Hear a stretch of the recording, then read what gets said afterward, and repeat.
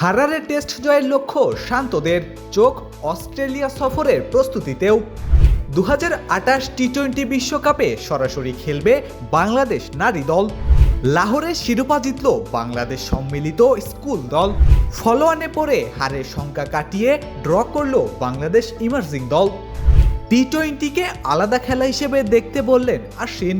সারাদিনে ঘটে যাওয়া ক্রিকেটের দেশি বিদেশি খবরগুলো এক নজরে দেখে নেওয়া যাক।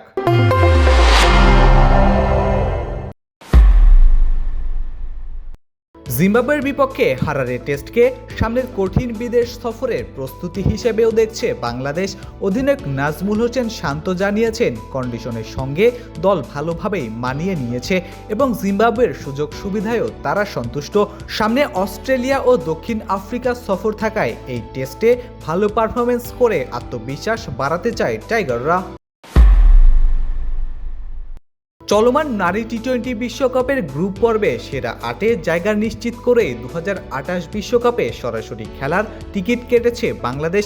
নেদারল্যান্ডস ও পাকিস্তানের বিপক্ষে জয়ে প্রথমবারের মতো এক আসরে 2টি ম্যাচ জয়ের রেকর্ডও গড়েছে টাইগার্সরা। বাছাই পর্বের বাধা পেরোতে না পারলেও এবার সরাসরি বিশ্বকাপ খেলার যোগ্যতা অর্জন করায় বাংলাদেশ নারী ক্রিকেটে যোগ হয়েছে আরও একটি বড় সাফল্য। পাকিস্তানের লাহোরে অনুষ্ঠিত এইচিসন কলেজ আন্তর্জাতিক আন্তঃস্কুল ক্রিকেট টুর্নামেন্টের উদ্বোধনী আসরে চ্যাম্পিয়ন হয়েছে বাংলাদেশ সম্মিলিত স্কুল দল।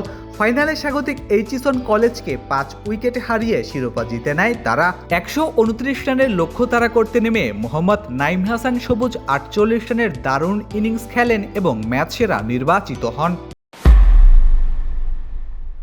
জিম্বাবুয়ে এ দলের বিপক্ষে 4 দিনের টেস্টের দ্বিতীয় ম্যাচে ফলোঅনে পড়েও শেষ পর্যন্ত ড্র করেছে বাংলাদেশ ইমার্জিং দল।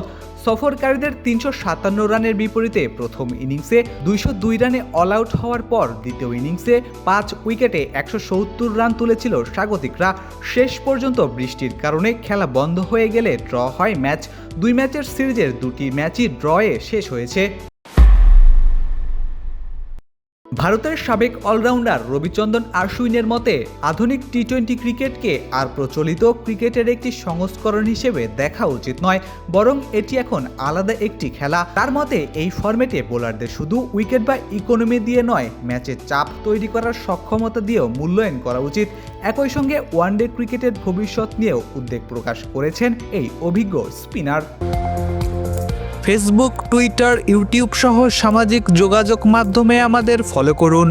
ক্রিকেট দুনিয়ার সকল খবর সবার আগে পেতে ভিজিট করুন www.dailycricket.com.bd।